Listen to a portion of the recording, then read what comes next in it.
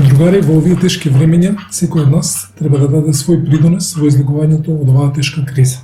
За таа цел, мојот придонес ќе биде изработка на неколку едукативни видеа, преку кои таргетирано ќе целам на одредена група на наши сограѓани, со цел да им помогнам на полесен начин и побезболно да ја поминат целата оваа ситуација.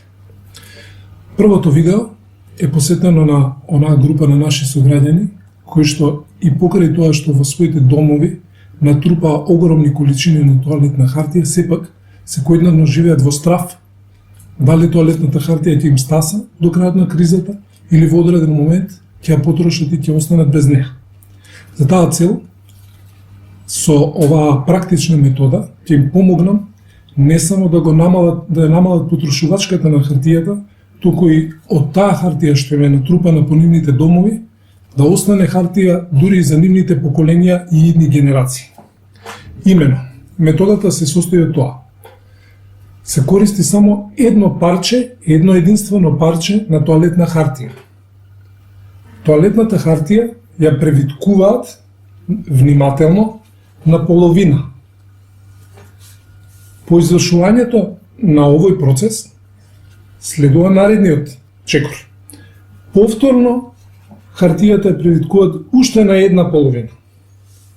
Или, значи, на два пати е превиткана хартијата и сега овој ќош тука, го одсекуваат или јас се го откинаме со прсти во форма на четвртина од круг со должина од некој 7 до 8 мм.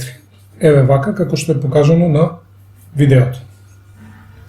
Ова хартиче не го фрлате, туку го оставате тука од страна, ќе ви треба.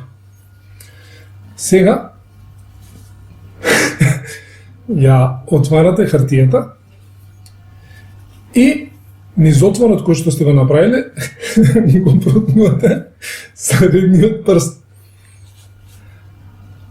Значи, добивте веќе ситуација со која што можете комотно да се избришете при одење на голема нужда. Значи, завршувате со процесот на бришење и сега едноставно со другата рака си помагате, го обвиткувате со хартијата прстот, го обвиткувате и при извлекување го бришете прстот од сите остатоци од вашиот чин. Кога ќе остане избришан прстот, оваа хартија може да ја употребите за бришење на остатоците под вашите ногти. Под ноктот, вака, и кога и тоа убаво ќе се избрише, сето тоа го одложувате во ѓубрето, тоест или во вашата WC шолја.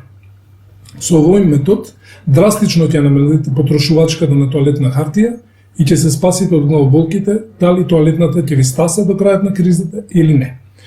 Постои уште една метода за превентивно чистење, тоест избегнување на чистењето воопшто на приодење по голема нужда, со користење на овие картонски остатоци од тоалетната хартија, но за тоа во некоја друга прилика и оставам на вашата имагинација да видите како може да се употреби.